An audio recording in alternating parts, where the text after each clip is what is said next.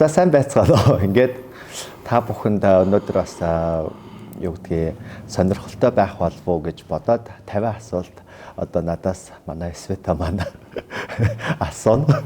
Тэгээд 50 асуулт нь яг ямар асуултууд байх болоо гэж бас айж байна. Ой. Түр рекламны пауз. Өнөөдрийн дугаарыг ивент гэсэн залуус эрүүл мэндийн төв төрийн бас байгууллагатай маш их баярлалаа. Та бүхэн залуус эрүүл мэндийн төв төрийн бас байгууллагатай холбоотой мэдээллийг доогуур хаягнуудаас хүлээн авна уу? За эхнийх нь Vanity гэж яг хэн бэ? Vanity гэж өөрийнхөө байхыг л би бодоод байгаа штэ. Ер нь бол нөгөө нэрээ өгөхдөө хүртэл би одоо юу гэдгийг далд нуугдмал ирчим хэд гэсэн хэрнээ юм жоохон ил задгаадуу гэсэн юм утга учиртай айгу сонин айгу олон төрлийн нөгөө утгыг агуулдаг.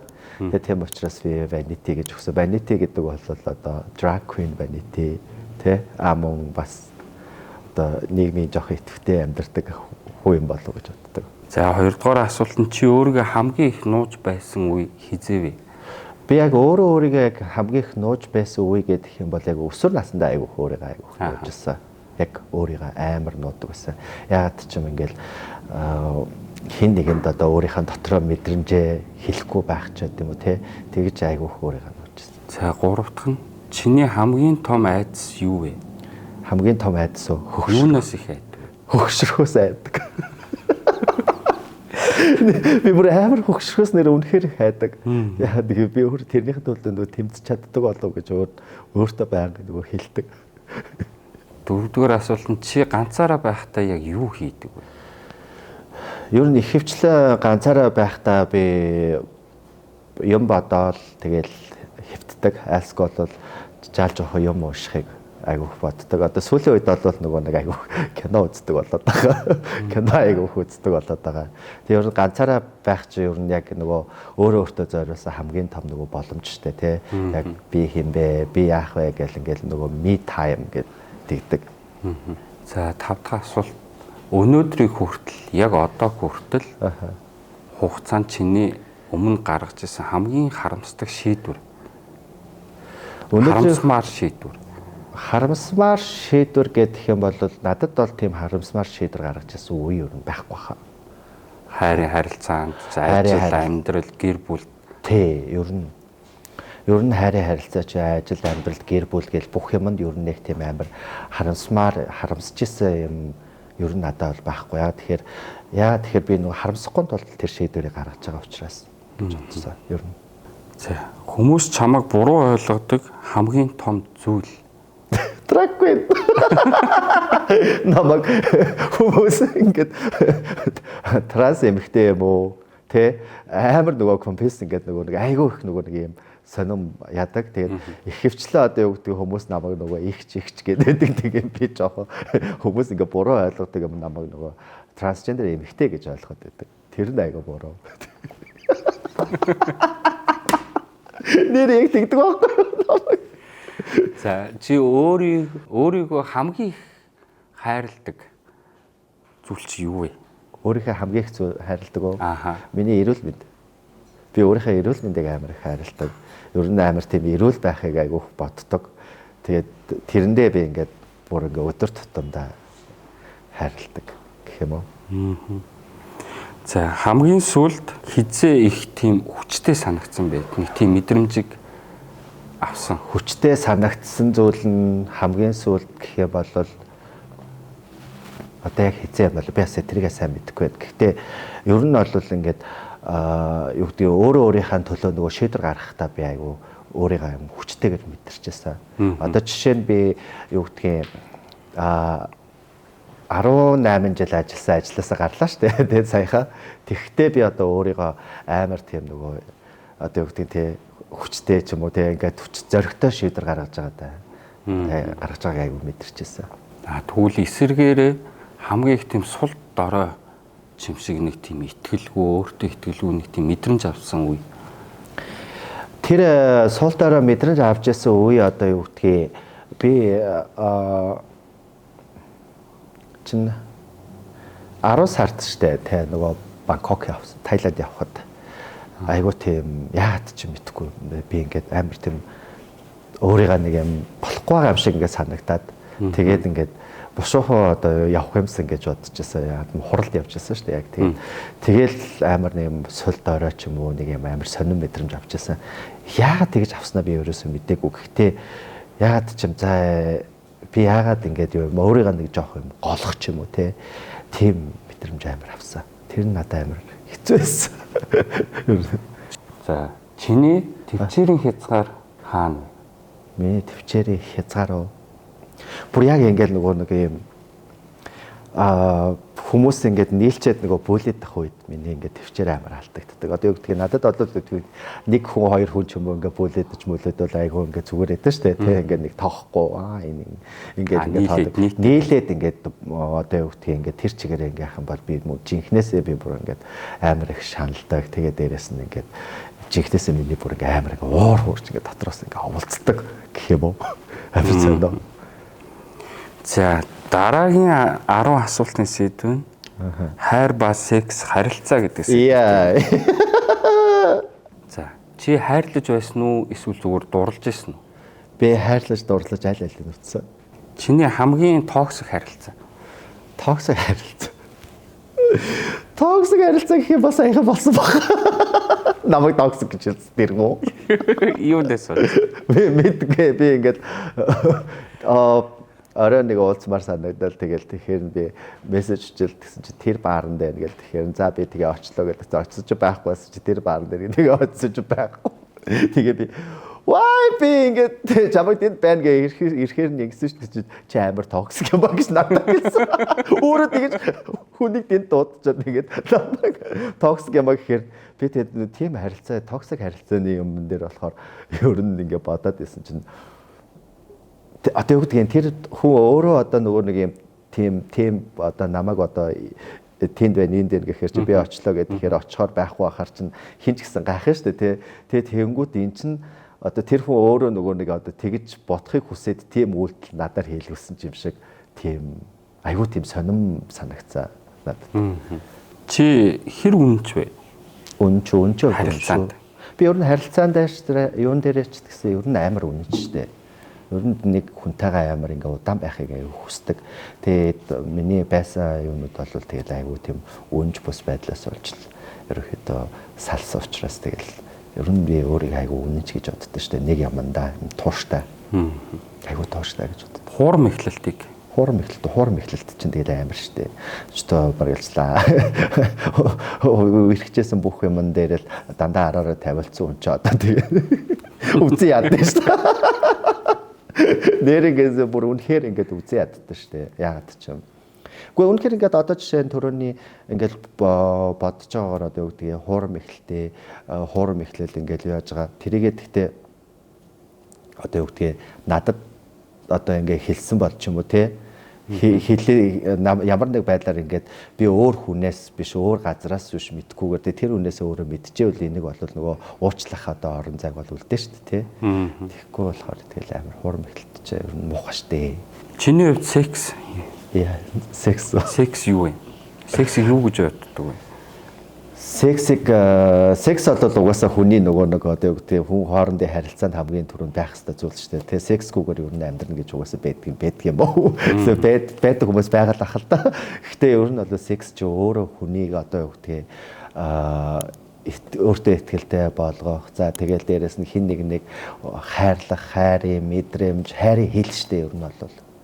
Тэгэл ер нь бол тэгэл нөгөө нэг секс ч айгууд нөгөө хүний хувьд чухал. Тэгтээ секс маань өөрөө аюулгүй байх хэвээр тий аюулгүй эрүүл тий бие биенийхээ одоо юу гэдгийг хүмүүс одоо юу гэдгийг итгэсэн тэгсэн гэдэг байхгүй. Тэгэхгүйгээр ер нь бол одоо хамгаалах хэрэглэх ёстой хамаа хэрэглээл тий тэгэл энэ одоо сексийг бол хийж явах хэрэгтэй гэж би бол хувьдаа боддог. Анхны хайртайгаа хэд зурчирсан бэ? Анхны хайртайгаа би чинь 2 настайд 2008 онд гэхэр чин насаа жаах юм. 2008 онд танилцчихсан. Тэгээд анхны хайртайгаа үерхсчихсэн шүү дээ. 2-3 жил үерхсэн. Тэгээд одоо чамд байнгын тийм партнер аа юу? Одоогоор байхгүй. Зөв. Одоогоор л байхгүй шүү. Тийм партнер байхгүй байгаа. Чи ганцаараа байхаас айдгүй. Айдгүй. Ганцаардхаас л айдаг. хайр чамд хүч өгдөггүй эсвэл чамайг илүү нэлхруулаад сулруулдаг уу? Хүч өгдөг. Ерөнхийдөө нөгөө хайрцаа одоо юу гэдгийг нөгөө дотоод гадаад гэж хоёр байгаа шүү дээ. Дотооддоо болохоор гэртээ болохоор нялхруулад гадагшаа гарахаар айгүй тийм хүчтэй өөртөө ихтэй байдал надад өгдөг. Яагаад ч юм те ингээд буцаад гэртээ хайрсан ч гэсэн хин нэг намайг хүлээгээд байж байгаа штэ гэдэг юм ч юм уу те. Тэгээ гэртээ орохоор ингээд нэг шатгаар болоод яа гэл ингээд нэг жоохон ингээд нөгөө нэг нялхруулдаг ч юм уу те. Ингээд айгүй тийм сонин штэ ер нь бол. Эм орлыг чи яаж давдаг вэ? Эсвэл тийм хаягдсан, салсан. Би бүр хөгжим сонсчихдээ шүү дээ. Айгүйх нөгөө хөгжим сонсдог. Ганцаараа явахдаа эмэр болол тэгээд нөгөө нэг хаяада сайхан нөгөө юунда дээрээ дарж байгаа л орлоод чарлаад айлсгүй. Ер нь хэр их хугацаанд өрүүлжлэх үү? За нэг 2 өдөр ч юм уу. Ер нь бол тийм амар олоодохгүй. Гайгүй. Ер нь айгүй хурдан өнгөрдөг гэх юм уу. За одоо дараагийн 30 дахь асуулт. За 30. Энэ Drax Edif те. Vanity төрсөн тэр мөч. Vanity төрсөн мөч чинь 2008 онд би найзандаа очиод би өөрөөдөө драг болно гэж юу шийдсэн байсан. Драг үзүүлнэ гэд. Тэгээ байж захта би нэрээ яаж өгөх вэ гэд. Би чинь нөгөө цэцгээ гэдэг нэр өгье гэж бодож байсан байхгүй өөртөө. Цэцэг маа гэж юм уу те нэг юм гоё цэцэгтэй адилхан тийм нэр өгье гэж бодод. Тэгээл ингэ байсан чинь манай найзын нөгөө сэтгүүлийн ширээн дээр нь Vanity Fair гэж сэтгүүлсэн байхгүй юу? Vanity Fair гэдэг. Тэгээд тэр Vanity Fair гэж сэтгүүлийг харчаад өөрийгөө Vanity Fair гэдэг өгчих гэхээр шал тэнэг санагдаад тэгээ Vanity гэдэг нь өгсөн аахгүй. Тэгээ Vanity-г нь авчаад тэгээ тэрийг дикшнэригээр харж байсан чинь айгүй гоё утгатай байсан. Тэгэл ер нь Vanity гэдэг хүн одоо drag queen-ийн нэр нь тэгж төрөөд анхныхсаа одоо би жишээ нь одоо юу гэдгийг нэрээ огт солиогүй. Тийм байхгүй тий. Хэрвээ Vanity төрөөгүй байсан бол өнөөдөр чи хэн байх байсан? Vanity төрөөгүй байсан бол би вэ штэ. Нэр наач ямар сонь утга асуулт утгач гэж тий. Vanity төрөөгүй байсан бол би зүгээр тэгэл одоо ажиллая гэж явчих гэсэн баг. Миний бодлоор. Гэхдээ Vanity төрөөгүй байх гэж байхгүй хаа. Драг хийхэд шоу үзүүлэхэд хамгийн хэцүү зүйл нь юу байдаг вэ? Хамгийн хэцүү зүйл нь бэлтгэл ажил. Бэлтгэл ажил. Одоо жишээ нь ингээд нэг 3 минутын үзүүлбэрийн төлөө тий 3-аас 4 минутын үзүүлбэрийн төлөө бид нар бол асар их нөгөө бэлтдэг одоо 3 4 цаг 5 цаг заримдаа тий ингээд айгүй их нөгөө хөлс хөдөлмөр их гарна. За тэгээд дээрэс нь хувцлалтын асуудал байна тий хувц хунар гэл ингээд айгүй тийм нарийн деталь ажлууд айгүй их гардаг учраас бэлтгэл ажил айгүй хэцүү байдаг. Тий. Чи тайзан дээр худлаа амьдрдаггүй эсвэл үнэн байдаггүй? Одоо над ч одоо жоохон хэцүү л тайзан дээр үнэн байдаг гэхээр бас хэцүү, худлаа байдаг гэхээр бас хэцүү. Яа тэгэхээр ямар нэг байдлаар нөгөө юм өөрийнхөө хүүсний эсрэг дүр гарч ирж байгаа учраас энэ бол бас нэг юм хийсвэр. Гэхдээ яг одоо юу гэдгийг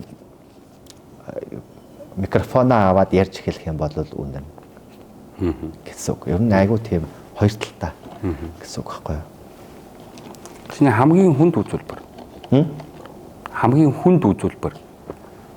Хамгийн хүнд үзүүлбэр чи одоо би энэ юун дээр 2012 онд Amazon гэх клуб байдаг үсэ одоо энэ юуны кино үйлдвэрийн тэнд үзүүлбэр үзүүлэхэд тэр айгүй хүнд байсан ер нь хамгийн маш олон хүн ирсэнсэн тэгээд дээрээс нь тэрэн дээр нөгөө нэг миний үзүүлбэр чи өөрөө нөгөө Rihanna-гийн Only Girls in the World гэх тэрэн дээр гарч ирсэн.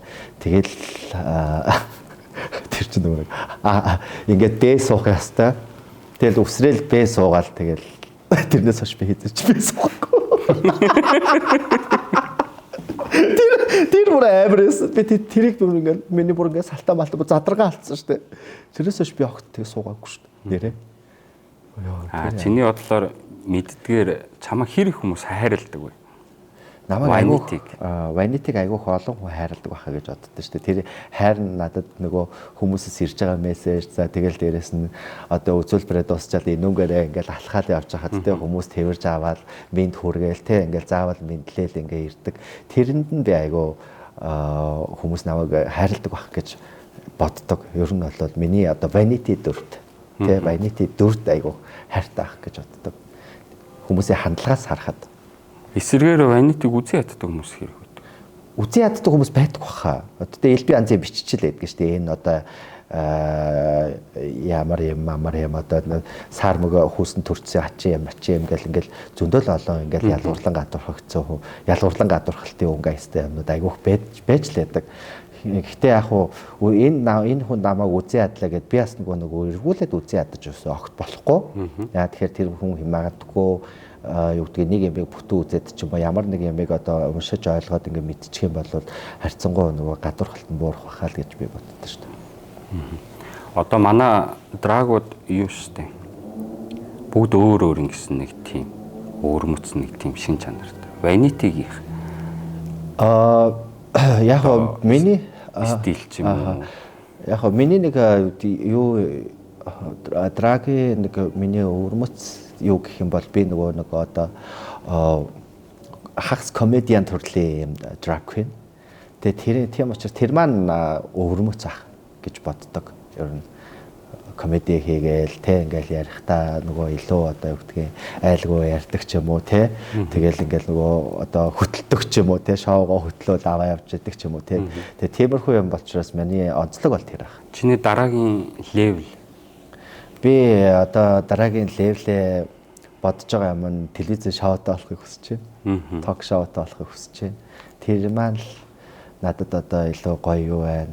Эм юу гэдгийг одоо нэгэнт одоо бидний бас нөгөө сүүлийн 2 жилийн турш бид нар ч бас айгүй нөгөө хурдцтай хөгжлөө шүү дээ манай ингээ блакт одоо юу гэдгийг ингээл драконууд нь ирсэн драконууд нэг ингээд нэг юм гэр бүл болоод те family маяг болоод зохион байгуулалтаа илүү болж ирээл тэгэл бүх драконууд маань цалингаа авч ажиллаад те нийгмийн даатгал бүх юмаа төлөөд ингээл бид нар амар ингээд нөгөө нэг айгүй гоё нэг левел дээр явж байгаа юм маш тургуй хугацаанд одоо дараагийн дараагийн левел маань гэх юм бол телевизийн шоутай болох нь айгүй одоо миний одоо хүсэж байгаа юм. Хэрвээ vanity-г өнгөөр зүүрлүүл ямар өнгөө?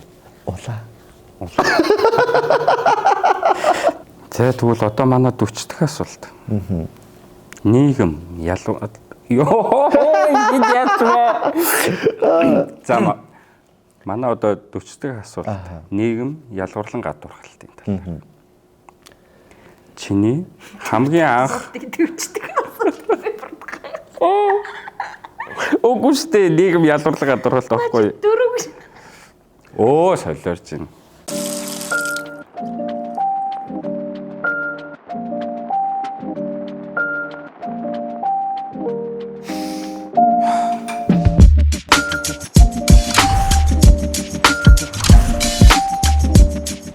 Хэдэ хэвийн шинжилгээ өгөхөд амар боллоо. Эдгэрэнгүй мэдээллийг Test for UBC-г Orgos. Чиний хамгийн анх ялгуурлалтыг хизээ мэдэрсэн бэ чи? Би анх ялгуурлан гадуурхалтыг 14 настай мэдэрчээсэн. Тий, ер нь тэгэл 14 настайдаа ингээл намайг чинь хүүхэн шуухнаар дуудаал ингээл яадаг тий. Тэгэл ингээл хүүхдүүд чинь нийлэл бөөлөд зотох гэж дайрдаг. Хичээл сургуульд ч явуулахгүй. Тий, араас хөөдөг. Тийм үе байсан. Тэгээд ер нь 14 настайдаа би ер нь энэ ялгуурлан гадуурхалт гэдэг зүйлийг амар нөгөө бидэрч эхэлсэн. Миний байгаа байдлаас шалтгаалаад тий би чинь одоо нэг жоох эмгтээлэг дуу тий. Тэгээд нэг эмгтээлэг нэг жижигхэн шар юм байсан. Тэгээд хүмүүс амар тэгж нөгөө нэг юм гадуурхдаг байсан. Ангийн хүүхдүүд, сургуулийн хүүхдүүд гэл байрны хүүхдүүд гэл тэгэл тийм учраас ер нь хөвчлээ ялгуурлан гадуурхдаг гэсэн учраас ер гэрээсээ гарч нөгөө тоглож чаддаггүй. Цонхон дээрээ л сууж байдаг гэсэн ер нь. Монголд LGBTQ нийгмийн цөөнх байх ямар вэ?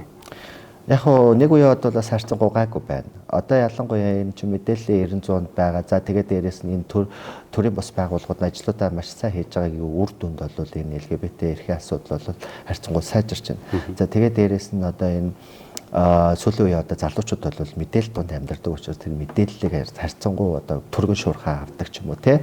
Одоо юу гэдгийг бүх одоо нэршил хэллэгийг мэддэг болцсон ч байдаг юм уу те ингээд маш одоо юм төрм байгаа. Гэхдээ Монголд одоо LGBT байхаа мэдээж бас ялгуурлан гадуурхалт байна. Энэ нь болохоор юу гэхээр системийн ялгуурлан гадуурхалт гэж бас байгаа. Системийн ялгуурлан гадуурхалт. Энэ системийн ялгуурлан гадуурхалт чи өөрөө буцаагаад нөгөө нэг LGBT хүмүүсийг ядуурл руу авчиад. Ядуурл ажилгүйд л ядуурл авчиад. Тэгэхээр энэ нас одоо юу гэдгийг буцаад нөгөө эн чинь нөгөө эдийн засагтай айгүйх нөлөөлөд байгаа байхгүй юу? Хүмүүсийн эдийн засаг эрүүл явах эрхтэй. Одоо жишээ нь трансгендер хүмүүс одоо төрийн байгууллагын үйлчлэгийг авч чадахгүй тэ ялгуурлан гадуурхалтад өртөж явах жишээ нэ тэ. Тэгээ тийм учраас ер нь бас одоо юу гэдгийг нэг ингээ бодтой нэг ингээ хэсгээр нь харахаар нийт хуу ам дундаасаа мэдээлэл нь харьцангуй гайгүй олонгууд нөгөө үйлчлэгээ авдаг хэсгүүд маань тэ байхгүй болчихдог байхгүй юу. Тэгэхээр энэ юу вэ гэхээр Монгол улсын хүн болгон татвараа төлөөд нийгмийн даатгал, эрүүл мэндийн даатгалаа төлөө явж байгаа хэрнээ тэрэндээ таарсан үйлчилгээгээ авч чадахгүй байгаа. Тэгээ хүмүүс ер нь ихэвчлэн ингэж яддаг. Одоо үгдээ манай Монголын одоо нөгөө нэг юм системийн хувьд те цөөхөн гэдэг. Цөөхөн асуудал барилж гардаггүй гэдэг байхгүй. Нэг ч гэсэн асуудал гарч ирэл тэр чинь асуудал лахгүй да. Тийм учраас энэ бол бас айгүй тийм юу айгүй хэцүү. Чи хайж байсан уу өөрийгөө ил гаргахаас? Өөрийгөө ил гаргахаас юу найжсан удаа хинээч бас айжсан. Одоо яах бол их бол гэл те би чи хамгийн ихэнд нөгөө өдөн дээр гээд нэвтрүүлгээр юугаар гарч ирсэн шүү дээ. Өдөн дээр гээд нэвтрүүлгээр C1-ээр гарч ирсэн. Тэгээд тэр нэвтрүүлгээр гарч эхэлснээс хойш ер нь бол гадаа явж хахад л нөгөө C1-ээр гарч ирсэн гомо байна гэж нөгөө чулуун болоо шидэгч байт юм уу те. Тэгээд би ер нь тэгэж бодож байсан. Ер нь би дими юм хийчихвэ дээ. Би яагаад ер нь ийм дими юм хийчихвэ гэж айгүйх бодож тэгж айгүйх айжсан ер нь бол. Чиний гонтмоор одоо хүртэл тийм мартагддаггүй үг хүмүүсээс ирсэн. За тэгээд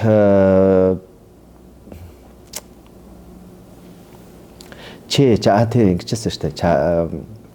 Чам шиг юм энэ нэг юмд амьдраад яадаг гэдэг тийм үг хэлжсэн. Гэхдээ над чиг амьдрдээ шүү. Тэрийг л амар хэлмээр идэх юм. Өнөөдрийн яг одоогийн нийгэм өөрчлөгдөж гин үү эсвэл жүжиглэж гин үү? Яг бас хоёр талтай. Өөрчлөгдөж байгаа хэсэг байгаа, жүжиглэж байгаа хэсэг байгаа. Одоо нөгөө нийгмийн бас нэг тодорхой хэсэг ч одоо өөрсдүүдээ тийм кул мөл болгож харагдуулах гэдэг одоо жүжиглэж байгаа хэсэг байгаа. Тэгсэн хэрнээ ойлгодоггүй тий. Би өчнөө олон жил хүний эрхийн активист хийчээд LGBT асуудлыг ойлгодоггүй тийм хүнийг ч би харж ирсэн. Ер нь бол маш их. Тэгэхээр тэр маань одоо юу гэхээр бас нэг жүжиглэж ирсэн хэсэг байгаа даа байхгүй юу тий. Чи өөрийгөө активист гэж боддог уу? Би активист гэж боддог. Үнэхээр ясны активист гэж боддог. Чиний тэмцлийн утга учир нь юу вэ? Миний тэмцлийн утга учир би өөрийнхөө төлөө явж байгаа гэж бодож байгаа. Мэдээж миний өөрийнхөө төлөө явж байгаа маань одоо үгдхий бас нийгэмд бас эргээр гараасай гэж хүсдэг. Ер нь өөрийнхөө амьдралыг сайжруулах гэж явж байгаа л хүмүүс бусдын амьдралыг ч гэсэн сайжруулчихсан байдаг шүү дээ тий. Тийм учраас л ер нь одоо тэмцлийн утга учир би бас бид гэсэн юм хоёр юутай. Хүмүүсийг өөрчлөх боломжтой юу? Яг өөрчлөх боломжтой юу гэхээр яг ямаараа өөрчлөх юм болоо гэж боддог бай бас тий. Энэ юу гэхээр хүмүүсийн нөгөө хандлагыг өөрчлөх тий. Хандлага хүмүүс анханасаа бие бинийгаа үзий ядах гэж ялгуурлан гадрах гэж төрдгөө штэ тий. Тийм учраас тэр тухай илүү нөгөө хүмүүстэй ингээд мэдээлэлээр хангаад хоорондоо ярилцаад үзэхээр тийм үү тийм байсан юм байна штэ тий. Тэгэл ингээд тийм учраас нөгөө хүмүүстэй одоо юу гэдгийг хоорондоо ярилцаж одоо мэдээлэлээр бие бинийгаа хангаснараа одоо хүмүүсийн хандлагыг өөрчлөх боломжтой гэж. Чиний мөрөөдлийн нийгэм ямар байвал гоё вэ? Миний мөрөөдлийн нийгэм илүү нээлттэй тий. Тэгээ дээрэс нь бүх хүмүүс одоо ижлэхний гараанаас одоо гарч одоо тий явдаг тий. Бүх юмд одоо ингээд нээлттэй ханддаг. Тэгээд илүү одоо юу гэдгийг ялгуурлан гадуурхалт гутаанд орвжлдгүй нийгэм байгаасаа гэж би аягүй хүсдэг. Хэрв эрхэн зөрчигдсөн хүн чам дээр ирвэл чи яах вэ? Эрхэн зөрчигдсөн хүн надад ирвэл би туслалцаа үзүүлдэг шүү дээ. Энэ бол хэрвээ би өөртөө байгаа мэдээллээр хангахыг л хамгийн түрүүд хүссэн шүү дээ. Ер нь бол тий. Одоо юу гэдгийг надад ч гэсэн хуучин ажиллаж байхад ч бас эрхэн зөрчигдсөн хүмүүсээс иржлээсэн. За тэр хүмүүс одоо юу гэдгийг тэгэх юм бол тэгвэл ийшээ хандаад үзээч, ингээд хандаад үзээч, ийм өргөдөл бичээд үзүүл яадгийн гэх мэтчлэнгийн зөвлөгөөнүүд аягүй хөгжөөсөн ер нь. За одоо сүүлийн 10 асуулт. За. Энэ нь амжилт, амьдрал, үнэн. Ямар зүртийн нэр. Амжилт гэж чиний хувьд юу вэ? Хөдөлмөр. Хөдөлмөр. Тэ ерөөсөө л хөдөлмөр. Чи алдартай болохыг хүсдэг үү? Хүсдэг шүү дээ. Тийм учраас би энэ зогсож байгаа. Чи аз жаргалтай хүн мөн үү? Би аз жаргалтай хүн гэж хэлж хараагаад чадахгүй байна. Яг тэгэхээр аз жаргалтай гэхээр аз жаргал гэдэг зүгээр л нэг үг байгаа шүү дээ, тий. Аз жаргал гэдэг үгэнд хүрэхин тулд яг яаж явах хэрэгтэй болоо гэдэг хүн болгон мэддэг. Яг тэгэхээр бид нар бүгдөө л анх удаа амьдарч байгаа учраас гэтээ яг өглөө болгон босоод амьсгалж байгаа би аз жаргалтай байдаг. Амжилт уу эсвэл мөнгө үү? Амжилт. Амжилт шүү дээ. Амжилттай байхад мөнгө ол. Чиний хамгийн том зорилго. Миний хамгийн том зорилго одоо мастер хамгаалчмаар байна. Яг одоогор мастер л хамгаалмаар байна. Тэгэхгүй одоо тэ бакалавртаас бүтэхгүй шүү дээ. Ирээдүйн 10 жилд чи өөрийгөө хаана байна гэж бодож байна? 10 жилийн дараа. Би 10 жилийн дараа ингээд би өөрийгөө ингээд төсөөлөхдөө за мастер хамгаалсан байх юм байна. За тэгээ дээрэс нь юу яцсан бахам телевизийн хост нэвтрүүлэгтэй болсон байх юм байна тий. Тэгээ шоугаа үзүүлсээр подкаста хийсээр ингээд байх юм байна гэж би төсөөлж харж байна. Ер нь чи хамгийн сүүлд хизээ өөрөөрөө их бахархсан бэ? Өөрөөрөө бахархах сая 2 сард юм уу? 2 сард би өөрөөрөө айгу бахархсан. Нөгөө Японд явж байхдаа тий ингээд тэгээ Японы нөгөө хамдрагч таалуудын нөгөө хэлж байгаа үгнүүд надад айгу ингээд таалагдсан. Би нөгөө ингээд энэ ингээ миний хамгийн сүүлийн ажлын томилтойгоомаа тэгээд ингээ ажилласаа гарч байгаа гэдгсэн чинь чи ингээ Монголд одоо тий ингээ нийгэмд амар их зүйл хийж байгаа. Бид нар ингээ Японд байгаа ч гэсэндээ тий тэрийг бүх юмыг ингээ мэдж байгаа. Тийм учраас ингээ чиний одоо ингээ оруулж байгаа хувь нэмэр бол бүр үнэхээр одоо нөгөө хэмжээшгүй айгүй том шүү тий. Тэгээд энийгээ бас битгий одоо ирчээ алдаарэ гэд ингээ хэлжсэн. Тэгээд тэгэхэд би бол өөрөөрөө амар ингээ yes би ингэж л байгаа шүү дээ гэж амар өөртөө хэлчихсэн. Өнгөрчихсэн гэх юм уу. Чи өөрөө юуны төлөө амьдарч ийн гэж бодож байна? Өөрийгөө илүү нөгөө нэг тухтай байлгахын тулд юм уу? Би бол тэгж бодлоо тухтай. Тухтай ингээд нэг юм тайван тий. Тэгээ мэдээж бас одоо юу гэдгийг одоо өдөр алгаа одоо тий ингээд нэг юм баяр баясгалантай байх тиймний төлөө би амьдарч байгаа гэж боддог шүү дээ. Хэрвээ маргааш амьдрал дуусна гэвэл чи юуг хамгийн түрүүлж хийх вэ? Секси. Тэгэхгүй болдоггүй шүү дээ. Гяс секси гэдэг. Гой айгуу гой сайхан секси хичээл. Тэгээд амар serious явжсэн. Нэр тийм л эцтэй энэ ч одоо тэгэл нэг сайхан тэ gin tonic уугаад ингээл би чи gin tonic айгуу дуртай болгоо тэгэл. За одоо хамгийн сүүлийн асуулт. Гэтэ хамгийн сүүлийн асуултыг би чамаас асууж чадаагүй тийм асуулт байж магадгүй гэсэн үүднээс чамд өөрт чинь үлдээ. Гэхдээ одоо тэгэл ер нь яг энэ хэлхийг хүссэн зүйл чамд юу вэ? Хүн болго өөрөө өөртөө ихтгэлтэйгээр тэгээ маш гайхалтайгаар өөрөө өөрийнх нь төлөө тэ бусдын эрхийг зөрчихгүйгээр тэ эрүүл аз жаргалтай амьдарч байгаасаа гэж би айгүй хүсдэг. Тэгээ хүмүүс ер нь ингээд бидний нөгөө хүн хоорондын харилцаа гэдэг чинь харилцан ярианаас л эхэлнэ. Тийм учраас бид нарт одоо юу гэдэг хин нэгэндээ харилцахад бол ямар нэг ухаалаг зам байхгүйгээр яг өөрийнхөө одоо тий ухаалаг зан одоо нөгөө нэг юу гэдэг л хурамчаар бүтэхгүйгээр тий яг өөрийнхөө хүмүүстэй ингээд яг ингээд шууд тулаад ингээд харилцах тийм харилцаа байгаасаа гэж хүсчээд тэгээд бас дээрэс нь одоо юу гэдгийг тэгэл болоо юм одоо өөр юу юм бэ? За ингээ манай 50 асуултанд байсан баярлалаа. 51 болох уу? Юу вэ? Гүй. Тэгэл болоо яаж хаах юм? Одоо Монголд ингээл хүн болгон л одоо баргалжтай одоо тийм ингээд нөгөө нэг юм буруу сэтгхүүтэй ч юм айлсгүй бол хит их одоо нөгөө нийгмийн стресс ядаргаа стрессээс болоод нийгэмдэр гарч байгаа мэдээллийн стресснээс болоод амар ингээд зүгээр монголчууд бол эрүүл байх боломж байгаа байхгүй юу. Тэгэл тэгэнгүүт ингээд нөгөө янз бүрийн нөгөө стрессний мэдээнүүд гараад ингээд ямар нэг юм ингээд төвлөрөх зав ерөөсөө алдахгүй байна л да. 7 хоног тутамд янз бүрийн ингээд сенсац ховж бүх юм гараад байгаа учраас бид нар одоо юу гэдгийг ямар нэг зүйл төвлөрөө тэрийгэ хийх боломж ерөөсөө бид нарт олдохгүй байгаа нь айгүй харамсалтай байна.